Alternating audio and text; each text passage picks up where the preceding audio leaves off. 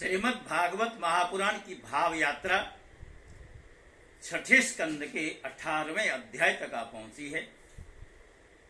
इस अध्याय में अदिति और दिति की संतानों की तथा मरुद गणों की उत्पत्ति का वर्णन किया गया।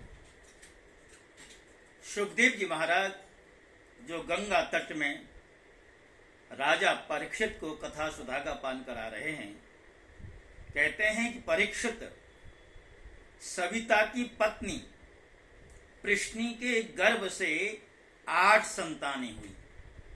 सावित्री, व्याहृति, त्रयी, अग्निहोत्र, पशु, सोम, चतुर्मास्य और पंचमहायज्ञ। भग की पत्नी सिद्धि ने महिमा, विभु और प्रभु ये 3 पुत्र और आशीष नाम की एक कन्या उत्पन्न की। यह कन्या बड़ी सुंदरी और सदाचारिणी थी।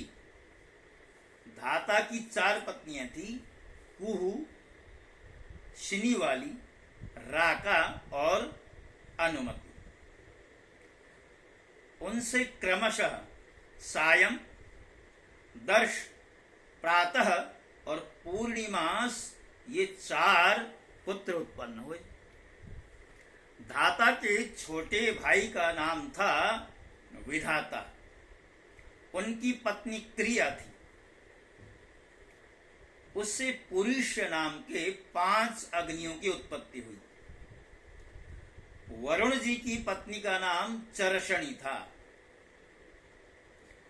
उससे भृगु जी ने पुनः जन्म ग्रहण किया। इसके पहले ये ब्रह्मा जी के पुत्र थे। महायोगी वाल्मीकि जी भी वरुण के पुत्र थे। वाल्मीकि से पैदा होने के कारण ही उनका नाम वाल्मीकि पड़ा। उर्वशी को देखकर मित्र और वरुण दोनों का वीर्य स्खलित हो गया था। उसे उन लोगों ने घड़े में रख दिया। उसी से मुनिवर अगस्त्य और वशिष्ठ जी का जन्म हुआ। मित्र की पत्नी थी रेवती। उसके 3 पुत्र हुए, उत्सर्ग, अरिष्ट और पिप्पल। हे परीक्षित, देवराज इंद्र की पत्नी थी पुलोम नंदिनी शची। उनसे हमने सुना है उन्होंने 3 पुत्र उत्पन्न किए, जयंत, ऋषभ और मिढ़वान। स्वयं भगवान विष्णु ही बलि पर अनुग्रह करने के लिए और इंद्र का राज्य लौटाने के लिए माया से वामन उपेंद्र के रूप में अवतीर्ण हुए थे। उन्होंने 3 पग पृथ्वी मांगकर तीनों लोक नाप लिए। उनकी पत्नी का नाम था कीर्ति। उससे बृहत्श्लोक नाम का पुत्र हुआ। उसके सौभग आदि कई संतानें। कश्यप नंदन भगवान वामन ने माता अदिति के गर्भ से क्यों जन्म लिया और इस अवतार में उन्होंने कौन से गुण, लीलाएं और पराक्रम प्रकट किए, इसका वर्णन मैं आगे 8वें स्कंद में करूंगा। प्रिय परीक्षित, अब मैं कश्यप जी की दूसरी पत्नी दिति से उत्पन्न होने वाली उस संतान परंपरा का वर्णन सुनाता हूं, जिससे भगवान के प्यारे भक्त श्री प्रहलाद जी और बलि का जन्म हुआ। दिति के दैत्य और दानवों के वंदनीय 2 ही पुत्र हुए, हिरण्यकशिपु और हिरण्याक्ष। इनकी संक्षिप्त कथा मैं तुम्हें 3रे स्कंद में सुना चुका हूं। हिरण्यकशिपु की पत्नी दानवी कयादु थी। उसके पिता जंभ ने उसका विवाह जो है हिरण्यकशिपु से कर दिया। कयाधु के 4 पुत्र हुए, संराद, अनुराद, ह्राद और प्रहलाद। सरलता के लिए हम इन सबको लाद, संलाद, अनुलाद और प्रहलाद के नाम से जानते हैं। उनकी सिंहिका नाम की एक बहन भी थी। उसका विवाह विप्रचित्ति नामक दानव से हुआ था। उससे राहु नामक पुत्र की उत्पत्ति हुई। यह वही राहु है जिसका सिर अमृत पान के समय मोहिनी रूपधारी भगवान ने चक्र से काट दिया था। सनराज की पत्नी थी कृति। उससे पंचजन नामक पुत्र उत्पन्न हुआ। राज की पत्नी थी धमनी। उसके 2 पुत्र हुए, वातापी और इल्वल।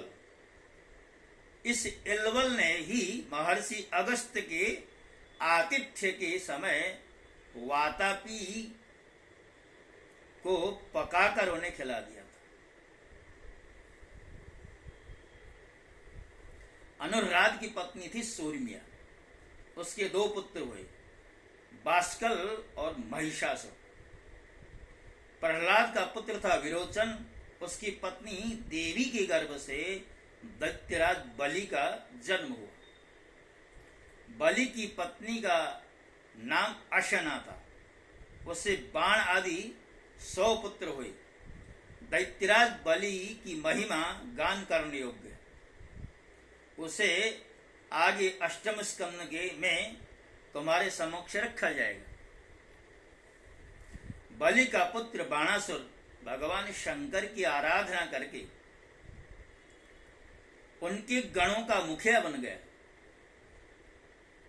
आज भी भगवान शंकर उसके नगर की रक्षा करने के लिए उसके पास ही रहते हैं। दिति के हिरण्यकशिपु और हिरण्याक्ष के अतिरिक्त 49 पुत्र और थे। उन्हें मरुदगण कहते हैं। वे सब निसंतान रहे। देवराज इंद्र ने उन्हें अपने ही समान देवता बना दिया। राजा परीक्षित ने पूछा, भगवान, मरुदगण ने ऐसा कौन सा सत्कर्म किया था जिसके कारण वे अपने जन्मजात असुरोचित भाव को छोड़कर देवराज इंद्र के द्वारा देवता बना दिए गए? ब्राह्मण, मेरे साथ यहाँ की सभी ऋषि मंडली यह बात जानने के लिए उत्सुक है कि आप कृपा करके विस्तार से यह रहस्य बताएं। सूत जी कहते हैं, शौनक जी, राजा परीक्षित का प्रश्न थोड़े शब्दों में बड़ा सारगर्भित था। उन्होंने बड़े आदर से पूछा। इसलिए सर्वज्ञ श्री सुखदेव जी महाराज ने बड़े ही प्रसन्न चित्त से उनका अभिनंदन करके यूं कहा। सुखदेव जी कहने लगे, परीक्षित, भगवान विष्णु ने इंद्र का पक्ष लेकर दिति के दोनों पुत्र हिरण्यकशिपु और हिरण्याक्ष का वध कर डाला। अतः दिति शोक की आग से उद्दीप्त क्रोध से जलकर इस प्रकार सोचने लगी, सचमुच यह इंद्र बड़ा ही विषयी, क्रूर और निर्दयी है। उसने अपने भाइयों को ही मरवा डाला।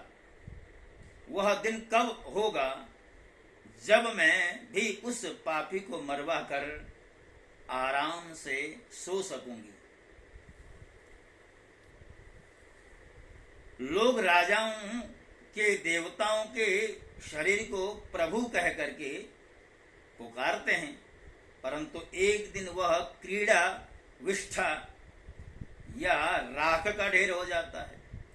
इसके लिए जो दूसरे प्राणियों को सताता है उसे अपने सच्चे स्वार्थ या परमार्थ का पता ही नहीं, क्योंकि इससे तो नरक में जाना ही पड़ेगा। मैं समझती हूं इंद्र अपने शरीर को नित्य मानकर मतवाला हो रहा है। उसे अपने विनाश का पता ही नहीं है।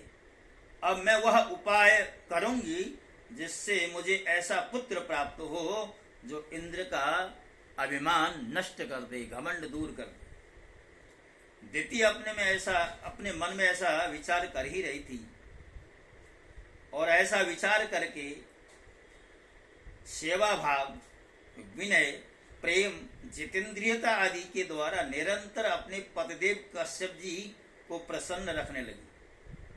वो अपने पतिदेव के हृदय का एक एक भाव जानती रहती थी कि पति कब क्या चाहते हैं। पतिव्रता स्त्रियों का यही धर्म होता है, काय वचन मन पति पद प्रेमा, एक ही धर्म एक व्रत नेमा, काय वचन मन पति पद प्रेमा। अर्थात सती स्त्रियों का यही कर्तव्य है, यही उनका दायित्व होता है कि शरीर से, वचन से, मन से पति की सेवा करें, पति के चरणों में ही मन लगाए रखें। और ये भाव दिति जानती थी और हर समय पति की सेवा में तत्पर रहती थी। कश्यप जी महाराज बड़े विद्वान और विचारवान होने पर भी चतुर्दिति की सेवा में मोहित हो गए, और उन्होंने विवश होकर के यह स्वीकार कर लिया कि मैं तुम्हारी इच्छा पूर्ण करूंगा, स्त्रियों के संबंध में यह कोई आश्चर्य की बात नहीं। अर्थात दिति की सेवा को देखते हुए वो दिति के मनोभाव को समझ भी गए, और कश्यप जी कहते हैं तुम्हारा मनोरथ पूर्ण भी हो जाएगा। सृष्टि के प्रभात में ब्रह्मा जी ने देखा कि सभी जीव असंग हो रहे हैं, तब उन्होंने अपने आधे शरीर से स्त्रियों की रचना की, और स्त्रियों ने पुरुषों को मति और अपनी पुरुषों की जो बुद्धि है स्त्रियों ने अपनी ओर आकर्षित कर ली। हाँ, तो मैं कह रहा था कि दिति ने भगवान कश्यप जी की बड़ी सेवा की, इससे वे उस पर बहुत प्रसन्न हुए। उन्होंने दिति का अभिनंदन करते हुए उससे मुस्कुरा कर कहा, हे प्रिय, मैं तुम पर प्रसन्न हूं, तुम्हारी जो इच्छा हो मुझसे मांग लो।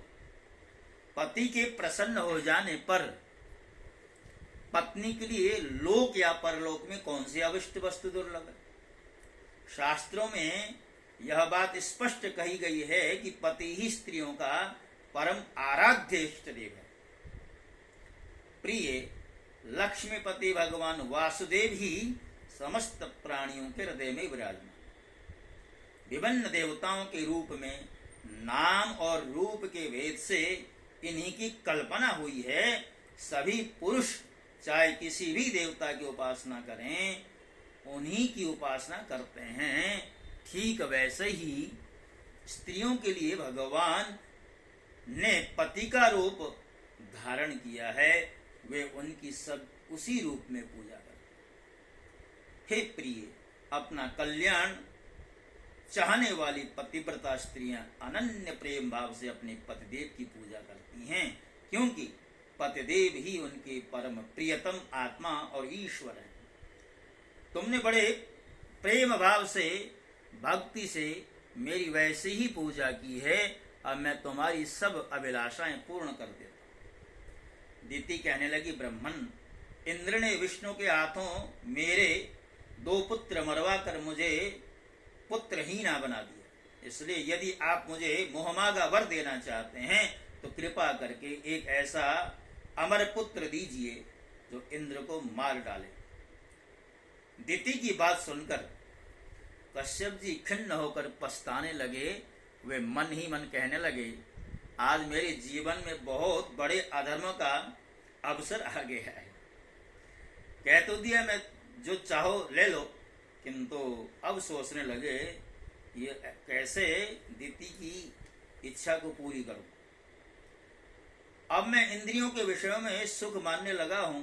स्त्री रूपणी माया ने मेरे चित्त को अपने वश में कर लिया। अब अनुभूति हो रही है, हाय हाय, आज मैं कितनी दीनहीन अवस्था में हूं। वचन दे दिया, अब उसको पूरा करने को लेकर के बड़े ही असमंजस में कश्यप जी हैं।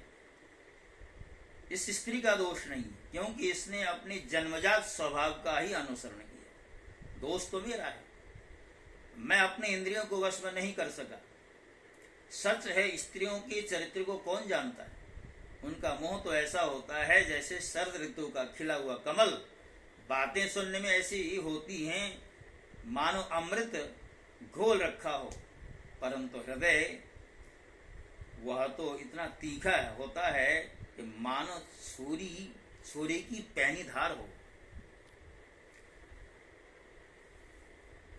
अब देखिए, कश्यप जी कह रहे हैं, अब मैं तो कह चुका हूं कि तुम जो मांगो सो दूंगा। अगर मैंने वचन का पालन नहीं किया तो मेरा वचन झूठा हो जाएगा, असत्य हो जाएगा। और इधर इंद्र को मारने वाला पुत्र दिति मांग रही है, तो इंद्र भी वध करने योग्य नहीं है। तो कश्यप जी ने युक्ति निकाली। कश्यप जी ने सोचा कि कोई ऐसा व्रत बताता हूं दिति को, जिस व्रत में जहां कोई त्रुटि हो जाएगी तो इसका व्रत खंडित हो जाएगा। तो कश्यप जी ने बहुत चतुराई से एक उपाय बताने का निश्चय किया। कश्यप जी दिति से कहते हैं, मैं तुम्हें एक उपाय बताता हूं, एक व्रत बताता हूं, 1 वर्ष तक विधि पूर्वक उस व्रत को करो। अगर वह व्रत सफल हो गया तो इंद्र को मारने वाला पुत्र उत्पन्न हो जाएगा, और कदाचित कोई त्रुटि हो जाए तो तुमसे उत्पन्न होने वाला जो पुत्र है वो देवताओं का मित्र बन जाएगा। अर्थात बड़ी सावधानी से व्रत करो। तो दिति तैयार हो गई व्रत करने के लिए, और उसमें क्या त्याज्य हैं क्या स्वीकार हैं, उस व्रत के अनुष्ठान के एक तरह से बीच में या उस अनुष्ठान के दौरान। तो यहाँ पर कश्यप जी ने कहा कि मन वचन कर्म के द्वारा किसी की हिंसा न हो, किसी को शाप या किसी के ऊपर अनुग्रह वाली कोई ऐसी बात न बोलें, शरीर की जो नाखून हैं वो वो न काटें, रोएं न काटें, अशुभ वस्तु का स्पर्श आदि न करें, जो कुछ भी अनुष्ठान के नियम होते हैं, और जल में स्नान करने के लिए एकदम अंदर तक जाकर के स्नान न करें, क्रोध न करें, दुर्जनों से बात न करें, और अशुचि अवस्था का हमेशा ध्यान रखें। तो इस तरह कुछ यहाँ पर नियम बताए। किसी का उच्छिष्ट नहीं खाना, माँ भद्रकाली भैरव आदियों का प्रसाद नहीं लेना, मांसिक अन्न आदि का भोजन नहीं करना, और रजस्वला की अवस्था खुद की हो या कोई रजोवती स्त्री सामने आ जाए उसके द्वारा स्पर्श भोजन को स्वीकार नहीं करना, और अंजलि से जल नहीं पीना, भोजन के उपरांत बिना मुख धोए बिना कुल्ला करे नहीं सोना, संध्या के समय बाल खुले नहीं रखना, इत्यादि ये सब नियम बताए। और एक और बताए, बिना पैर धोए अपवित्र अवस्था में गीले पांव से उत्तर या पश्चिम सिर करके दूसरों के साथ रंगना अवस्था में तथा सुबह शाम सोना नहीं। तो इस तरह तुम निषिद्ध कर्मों को का त्याग करते हुए शुभ कर्म करते रहोगे तो अवश्यमेव तुम्हें पुत्र की प्राप्ति हो जाएगी। भगवान नारायण की पूजा करते रहो, और पूजा की सारी विधि बताई है। और 1 वर्ष तक किया जाने वाला ये जो अनुष्ठान है, ये व्रत है, इसको पुंसवन व्रत कहते हैं। और याद रखना, तुम बिना किसी त्रुटि के करोगी तो इंद्रघाती पुत्र उत्पन्न हो। तो उन्होंने वो अनुष्ठान आरंभ किया। अब देवराज इंद्र को मालूम हुआ, ज्ञात हुआ कि दिति ने अनुष्ठान आरंभ कर दिया। तो उस अनुष्ठान का, उस व्रत का कैसे उच्छेद हो। तो वह माता दिति के पास आता है, कहता है, माँ हमने सुना है आपने अनुष्ठान आरंभ किया है, किसी भी वस्तु की आवश्यकता हो तो मुझे बताओ। तो वो तो दिति की सेवा में एक तरह से लग गया। अब ये मौका देख रहा था, अवसर देख रहा था कि जहां दिति की त्रुटि हो जाए उस अवसर का मैं लाभ उठाऊं। अब देखो, दिति के अनुष्ठान में पुष्प आदि, कंदमूल आदि समिधा आदि जिन जिन वस्तुओं की आवश्यकता होती वो सारी वस्तुओं का प्रबंध करता। अब बार बार देखता रहता था कि व्रत में कोई जो है त्रुटि हो। तो संयोग ऐसा हुआ कि एक दिन जो है सायंकाल के समय दिति ने प्रसाद आदि ग्रहण करने के पश्चात बिना हाथ मुंह धोए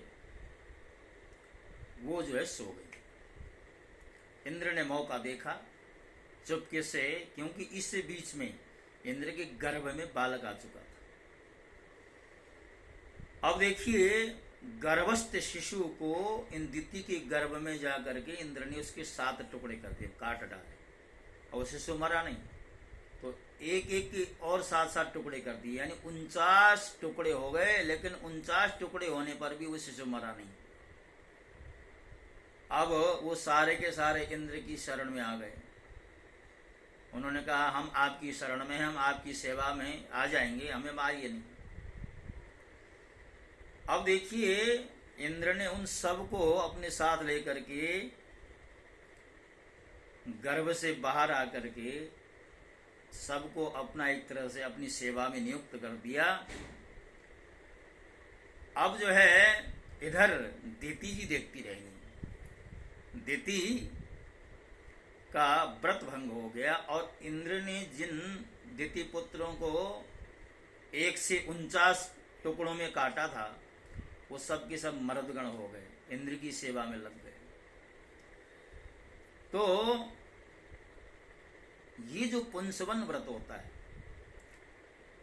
मंगसिर के महीने में आरंभ करना होता है, ये सारी विधि अगले अध्याय में बताई जा रही है।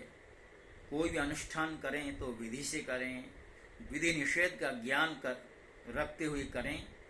ये शिक्षा जो है इस प्रसंग से हमें मिलती है। और बताते हैं कि जो मरुदगणों का जन्म है बड़ा ही मंगलमय होता है। आगे इसकी जो विधि है विस्तार से अगले अध्याय में बताई जाएगी, जिसको हम पुंसवन व्रत कहते हैं। तब तक के लिए मैं आपसे विदा होता हूं और मैं अपना जो अपलोड का कार्यक्रम है अब 10-11 दिनों के लिए इसे विश्राम दे रहा हूं।